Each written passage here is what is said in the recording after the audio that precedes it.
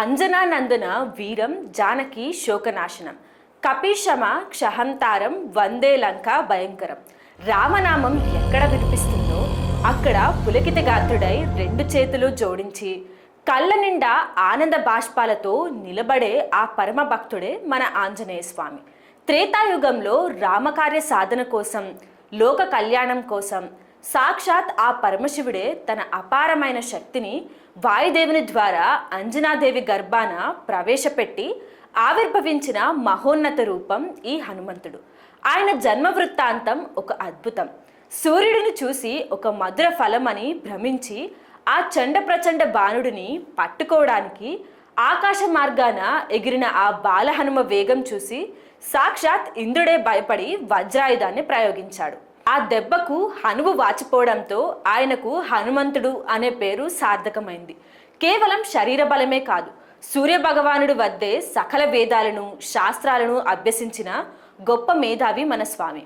అందుకే ఆయన్ని బుద్ధిమాంతం వరిష్టం అని కొలుస్తాం.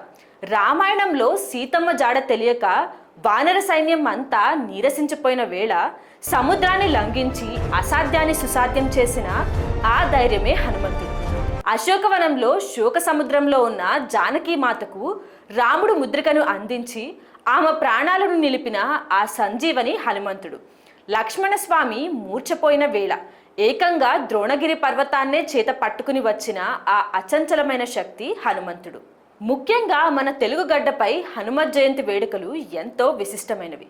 చైత్రమాసంలో వచ్చే పౌర్ణమి నాడు స్వామి జన్మించినట్లు ఒక కథనం ఉండగా, మన సాంప్రదాయం ప్రకారం వైశాఖ బహుళ దశమి నాడు స్వామివారి జయంతిని వైభవంగా జరుపుకుంటాం. ఈ 41 రోజుల పాటు హనుమాన్ దీక్షను చేపట్టి ఇంద్రియ నిగ్రహంతో కఠిన నియమాలతో స్వామిని ఆరాధించే భక్తుల కోలాహలం దేవాలయాల్లో వెలువరిస్తుంది. తమలపాకుతో చేసే ఆకు పూజ స్వామికి ఎంతో ప్రీతికరం.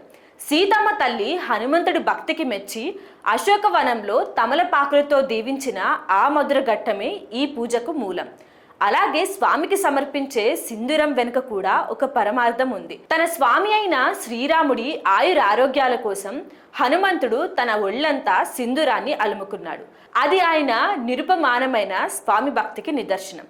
భయమున్నా బాధ ఉన్నా అపజయం ఎదురైనా హనుమాన్ చాలీసా పఠిస్తే చాలు, గుండెల్లో ఒక కొండంత ధైర్యం కలుగుతుంది. గ్రహ దోషాలైనా చేతబడి వంటి అరిష్టాలైనా స్వామి నామస్మరణ ముందు దిగదుడిపే. రామనామం అనే మహామంత్రానికి కాపలా ఉండే ఆ గదాధరుడిని పూజించడం అంటే ధర్మాన్ని పూజించడమే.